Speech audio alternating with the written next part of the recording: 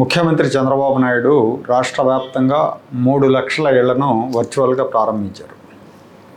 అన్నమయ్య జిల్లా రాయచోట్లో జరిగిన కార్యక్రమంలో కొంతమంది లబ్ధిదారులకి నేరుగా ఇంటి తాళాలు అప్పగించారు. ఇవన్నీ కూడా టిడ్కో ఇళ్ళు. అలాగే సొంత స్థలాలున్న చాలామంది లబ్ధిదారులకు ఇళ్ళు నిర్మించుకునేందుకు అనుమతి పత్రాలు ఇచ్చారు. వచ్చే ఉగాది నాటికి 5,90,000 ఇళ్ళు పూర్తి చేసి లబ్ధిదారులకు అందిస్తామని ముఖ్యమంత్రి చంద్రబాబు నాయుడు గారు చెప్పారు.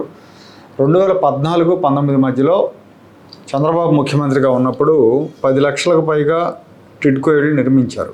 అప్పుడు కొన్ని పంపిణీ చేశారు, కొన్ని పంపిణీ చేయలేకపోయారు. జగన్మోహన్ రెడ్డి ముఖ్యమంత్రి అయిన తర్వాత వాటన్నిటిని లబ్ధిదారులకు పంపిణీ చేయకుండా పాడుపెట్టారు. కొన్నింటికి మాత్రం వైసీపీ రంగులేసి పంపిణీ చేయించారు. ఇప్పుడు కూటమి వచ్చాక ఆ ఇళ్ళన్నిటికి కూడా రిపేర్లు చేయించి లబ్ధిదారులకు పంపిణీ చేస్తున్నారు. అలాగే కొత్త ఇళ్ళు కూడా నిర్మాణాలు చేస్తున్నారు.